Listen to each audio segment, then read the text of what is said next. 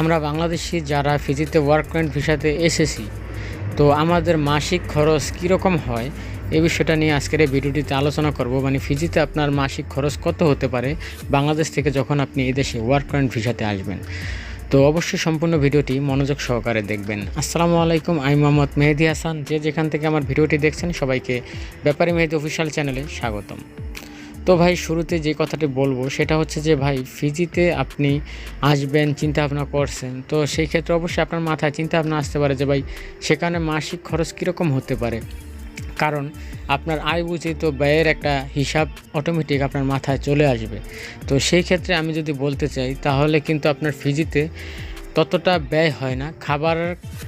খাবার যাগুলো আছে মানে খাদ্য, এগুলা কিন্তু হাতের নাগালি দাম। বিশেষ করে আমি আপনাদেরকে বুঝিয়ে বলি, যেরকম ফিজিতে কিন্তু আপনারা জানেন সাপ্তাহিক পেমেন্ট করা হয়, মানে বেতন দিবে আপনাকে সাপ্তাহিক পার আওয়ার হিসাবে, কত ঘন্টা ডিউটি করলেন ওই অনুযায়ী।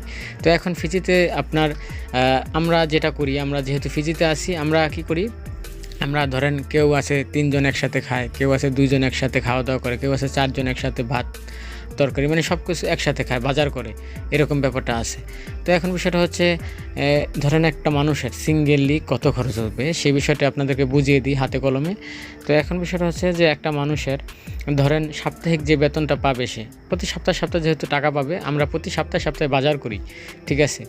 তো যে কজন থাকে তাদের মাথার উপরে পড়ে, বা আপনি একা খাইলেও আপনাদের হিসাবটা বুঝিয়ে দিই। ধরেন আপনার মান্থলি 4 সপ্তাহে আপনার $100 থেকে $120 খরচ হবে মান্থলি, ঠিক আছে। মানে সপ্তাহে ধরেন 25 থেকে 30 টাকা আপনি বাজার করবেন প্রত্যেক সপ্তাহে, মান্থলি 120 টাকার মতো বা 100 টাকা খরচ হবে। ধরেন 120 টাকা যদি খরচ হয় বা 100 টাকাই আপনি খরচ করলেন, তাহলে কিন্তু মাত্র মানে 5 থেকে 5,500 টাকা কি 6,000 টাকা। তারপর আপনার এক্সট্রা যেরকম খরচ অনেকে আছে, এক্সট্রা পার্সোনালি দুধ ডিম এগুলো কিনে খায়, কলা খায়, বিভিন্ন কিছু বিস্কুট খায়, এটা সেটা। তো সকল খরচ, তারপর যদি দেখা যাচ্ছে যে আপনার হালকা পাতলা একটু হাত খরচ বেশি করেন, সর্বোপরি আপনি 10,000 টাকা যদি খরচ করেন, আপনি আলহামদুলিল্লাহ ভালো থাকবেন, ভালো খাবেন। কারণ এখানে কিন্তু থাকা কোম্পানি প্রোভাইড করে, তো অ্যাকোমোডেশন যেহেতু কোম্পানি প্রোভাইড করে, সেজন্য আপনার সেটা নিয়ে কোনো চিন্তা থাকার কথা নয়। তবে আপনার খাবার খরচটা হচ্ছে মানে 10,000 টাকার মতো পড়বে আর কি, যেটা মালয়েশিয়াতেও এরকমই সেম খরচ। আমি যেহেতু মালয়েশিয়াতে ছিলাম, মালয়েশিয়ার কথাটাই বলি। যেরকম মালয়েশিয়াতে আগে যখন আমি ছিলাম, তখন 10,000 টাকা মালয়েশিয়াতে যারা আছে জানে যে ভরপুর খাওয়া দাওয়া করা যায় 10,000 টাকায়, ঠিক আছে, 400 রিঙ্গিতে। তো এখন একটু টাকার মানটা বাড়ছে, দেখা যায় 12-13 হাজার টাকা খাওয়ার খরচটা মালয়েশিয়াতে লাগে। তো এখানেও এরকম সর্বোচ্চ আপনি 10 থেকে 12 হাজার টাকায় আপনার মাস চলে যাবে ফিজিতে। আপনি ভাবতে পারেন যে এখানে তো যেহেতু সকল কিছু ডলারে কেনা বেচা, বিশেষ করে অনেক জিনিসের দাম আছে এক্সপেন্সিভ, তো সেই ক্ষেত্রে মানে খাবারের যেসব জিনিসপত্রগুলো আছে সেগুলো হাতে নাগালেই, ধরেন গরুর মাংস আপনার $18-20 পাওয়া যায়। আবার এক এক টাইপের হাড়ের মাংসের দাম এক এক রকম, লেগ পিসের দাম এক এক রকম। ধরেন তারপর মুরগির এক এক মাংসের দাম এক এক রকম থাকে, $15 পাওয়া যায় পার কেজি।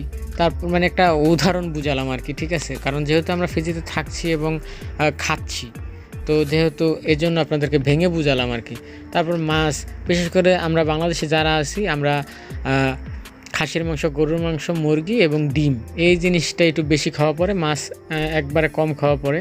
কারণ আমরা শর্টকাটে রান্না করার চেষ্টা করি, মাছ কাটা কুটা এগুলো দেখা যাচ্ছে যে তার চাইতে সময় বাঁচানোর জন্য আমরা মাংস রান্না করে ফেলি, গরুর মাংস, খাসির মাংস। তো যাই হোক, এই হচ্ছে বিষয়। তো সেই দিক বিবেচনা করতে গেলে একটা মানুষের 10 থেকে 12 হাজার টাকার বেশি খরচ হয় না। তারপরে যেই বাদবাকি যে টাকাটা থাকবে ওটা আপনার সেভিংস হবে বা আপনি দেশে পাঠাবেন, এই হচ্ছে বিষয়।